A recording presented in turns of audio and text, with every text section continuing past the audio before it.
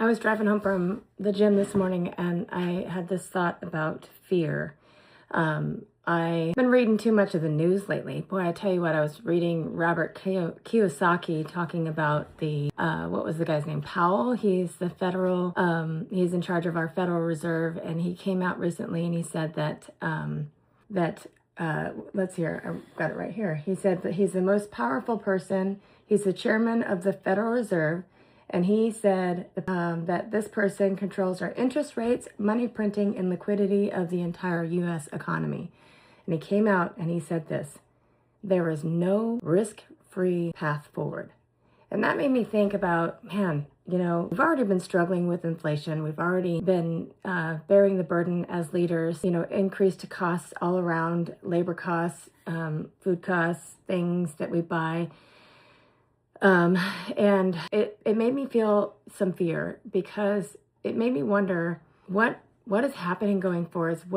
What is going to happen to my business? What is going to happen to my staff? How are we going to continue to do what we're doing and do it really well? And I just felt this wave of fear over me. I don't know if you followed me for very long, but as a young girl, when I was 11 years old, my mother was at the height of her addiction, and she kicked me out of the house.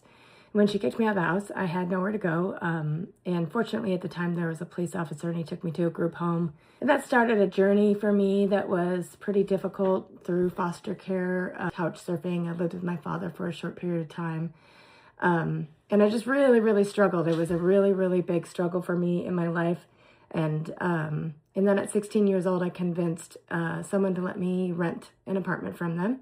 And that started my journey as an adult. And I swore up and down that I would control a lot of the factors and things of my life, because the adults around me, they were not doing what adults should do. They weren't being responsible, right? So I decided that I needed to be responsible for me, and I would control my life so that I could have the freedom and feel like I didn't have to be afraid, right? So that was my starting journey, and I spent a really long time unraveling that so that it didn't control everything in my life and make me live in a state of fear. But I felt myself in the car on the way home today just feeling that fear again. I mean, the questions that I was asking myself were like, what if we lose everything? What if we lose our home? What if I can't provide for myself? What if, right? What if I can't buy groceries? What if, I mean, you can go down this horrible, scary, terrifying rabbit hole of fear. But the truth is that everyone feels fear. Everyone feels something. I mean, Robert Kiyosaki is obviously feeling fear right now. That's why he's talking about it, and he's trying to educate people and prepare them for what he thinks is coming. No one has a crystal ball.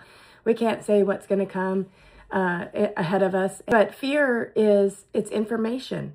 Fear is just your body sensing the world around it and taking on information of what's happening around you, and then deciding or helping you to make the next choice of how you're going to respond. Fear is just preparing you for what's to come. It just exists to help you be safe. It helps you to plan and just to be prepared for what's to come. And it's not meant to make you small and trap you and paint you into a corner where you feel like you just want to curl up in a ball and not do anything. And that is exactly how I felt this morning. And sometimes we confuse fear as danger, because we're feeling discomfort. I feel discomfort. I'm uncomfortable. There was a point where for our restaurant burger, it went up to $8 a pound, and we were paying $2 and something a pound, and we are a burger restaurant, so that's a really, really big deal to pay $8 a pound. I had to decide: am I gonna react and raise our prices right away? What are we gonna do? Can we find burgers somewhere else that's not as expensive? How are we gonna handle this going forward? And that was back in 2020, and now we're in 2025, and burger prices went back up again, not nearly as high in September, but they're starting to come back down again. And so I realized that this discomfort that I feel in the moment feels like it's going to be super dangerous, and the world is like, is it ever going to be different? Are we ever going to go back to my comfort, or is it ever going to be safe again? But everything at once doesn't explode all at the same time. And there's always a way out. There's always something that I can figure out. There's always a different way that I can navigate. And we call that pivot at work. We say that all the time. We're going to pivot. And honestly, I have to ask myself these questions consistently. Okay, I'm afraid. Is it protecting me from real harm, or is it preventing me from growing? Because growth is how we're going to get through this. There were businesses that were started during the Depression that are thriving today. There are so many times in history that we can look at, wow, that was a really scary time, but look at the good that came out of it. And so I want to tell you this. There are 3 things that you can ask yourself when you're afraid. And I struggle with fear. Trust me. I battle it. I live in it, and I have to remind myself. So I'm not talking to you from a place of, look at me, I'm so perfect and I'm never afraid, because that is not the truth. I do feel fear, and I feel it on a strong level, especially right now because, one of my biggest fears is not to be able to provide for myself. So something that happens to me when I start feeling afraid is I go buy groceries, because there were times in my life when I didn't eat. And groceries, I don't know why, they make me feel safe. I do know why. Knowing there's food in the fridge makes me go, you know what? At least for the next couple of weeks, I know we're going to be fine because I have food in the fridge and everything else can shut down, but I have food. And then, and then I'm afraid of what could happen to my family. I'm afraid of losing everything. I'm afraid of my staff not being able to pay their bills because I can't pay them. And I'm afraid, my biggest fear is I'm afraid I'm going to run out of time and I'm going to die. And I'm going to wish that I had done more. So, as a business owner and as just a human being, I have to ask myself a couple of questions. Number 1, if my husband says this, it pisses me off every time he says it. What's the worst that could happen? What is the worst thing that could happen right now? Honestly, the world could explode and everything could come crumbling down. And look at other countries that has happened to. And they're still here. They're still thriving. They're still fine. Their people are still alive. They were still able to feed each other. And honestly, the matrix of shipping food all around the world, maybe that isn't the best thing for all of us. And maybe we need to be buying locally from each other. And so, there is food nearby. You still will be able to feed yourself. And if the economy crashes, well, then you don't have to pay your mortgage because they're not going to come after your house. Maybe. I don't know. I don't think so. So, what is the worst that could happen? You really could ask yourself that, and you could go down some deep, dark paths. But honestly, is it really going to happen? I think about what if everything came crashing down and we couldn't do catering anymore? Well, that's happened. That happened in 2020. That's why we became a restaurant. Actually, we weren't a restaurant before that.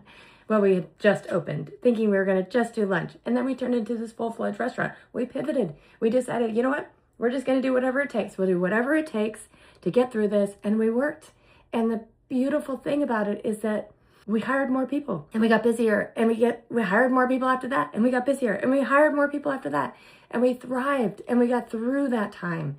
And I just feel like looking at that, I can assure myself that even if the worst thing that happens that I could think of, I know there's going to be another path.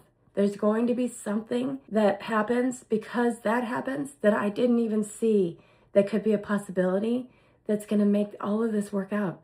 And I really 100% am a believer that everything happens for a purpose. I don't think it happens for a reason, because honestly, bad things happen. Bad things happen to children, bad things that happen that are out of our control, and there are terrible, evil people in this world. So I do not think that those things happen for a reason, but I think that they are used for a purpose when they happen.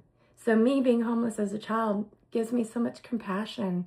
It makes me a really hard worker. It makes me care about things the way that I don't think I ever would have.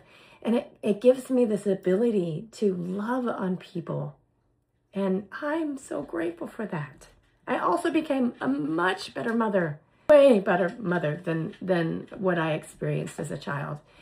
And I'm grateful for that because my kids, they'll never know. They never knew what I went through. They never experienced the things that I experienced. And trust me, as a mother, I could ask every single mother I know, and they would all say, I would go through it again so my kids didn't have to. Sorry for the tears, my goodness. And then ask yourself this question. Is fear making you paralyzed? And if you choose not to act, what is the cost? Because I can remember, I use this example a lot, but I had an employee that was a really high performer, but had a really crappy attitude.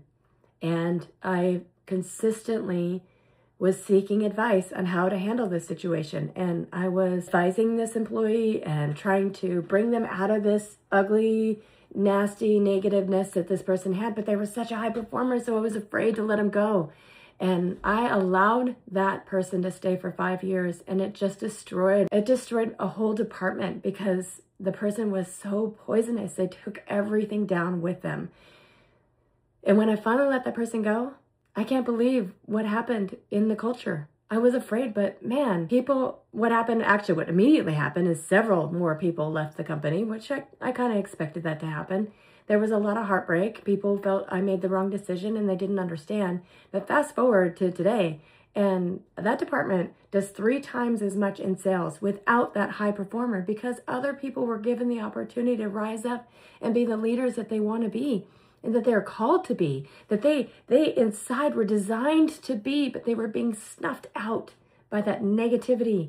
So is your fear causing you not to act in a way that you know that you're supposed to? And I knew I was supposed to, and I just didn't. And I regret that. And then ask yourself this. If you really are afraid and you're like, I don't know what to do. I would say this. Pretend you're advising someone that you love and how that they should act and what would they do in this situation. I had a hard conversation with one of our children who is going to choose to move many, many, many states away. And I love this child. And we have 2 other kids that live away from us also. And I know it's going to be really hard. Start off. Sorry. I didn't realize it was going to bother me so much. Okay, pulling it together. I don't know if I'll cut that out. Okay, so our one of our kids is going to move away, and I'm listening to him talk about this, and I don't want him to move. I'm afraid of him moving because I'm afraid of him being away from us and us not being able to help him. But also, I just don't want to be away from him. I love him, and I'm gonna miss him. So while we were on the phone, I just imagined that I was giving advice to my best friend whose son is moving away. And instead of putting all my fear on him, I told him, I said that this is you leaving and cleaving. This is really what God calls you to do. And, just pray about it. And if this is what you really feel like you have to do, then I'm proud of you and I support you. And I just want to see what's best for you. So, instead of letting my fear shrink me, I'm going to lean into it, and I'm gonna remind myself that in my brain there's a battle that's going on, and it's like a radio station. I'm tuning into my radio station. You're driving in your dad's truck down an old dirty road in this pickup with a dial radio, and you're turning the dial, and there's 2 radio stations that happen to be right next to each other, and they're both playing different songs, and you want to listen to them both, but you can't, because on a radio like that, when you turn it this way, only this station comes in, and you can't hear the other one. And if you turn it this way, this station comes in, but you can't hear both of them at the same time clearly. Either one drowns out the other. And that's what fear and courage are. And I'm going to lean into the courage. I'm going to accept the reality that I feel fear. I feel fear, and it's telling me something. It's just a little warning. It's just saying, hey, there's something going on, and pay attention to it. But it's okay, because the worst thing that can happen is not the worst thing, and it's going to be all right. And this is where we're going to pivot, and we're going to find things that we never even knew that were possible. And I'm going to be courageous. My son's going to be courageous. That employee that I had to let go, she's going to find her wonderful path in her life. And then we, our business is going to thrive, and the economy and the government and all those things, I can't control any of that stuff. I cannot. But I know that no matter what, if the United States leave tomorrow, I'm still going to be here and I'm still going to thrive and I'm going to still help people and I'm still going to be the same person I ever was. And I'm going to do what I do and I'm going to keep doing what I do because at the end of the day, I'm going to be proud of myself and I'm not going to regret that I didn't do everything I possibly thought I could. So you need to ask yourself, do I need to be afraid? No. No, you don't need to be afraid. You just need to be aware. And then you need to say that fear does not get to decide what I do next. Because good leaders are not fearless, they're faithful. And so I hope you feel encouraged today, because sometimes we just need to be reminded that we're all in this together.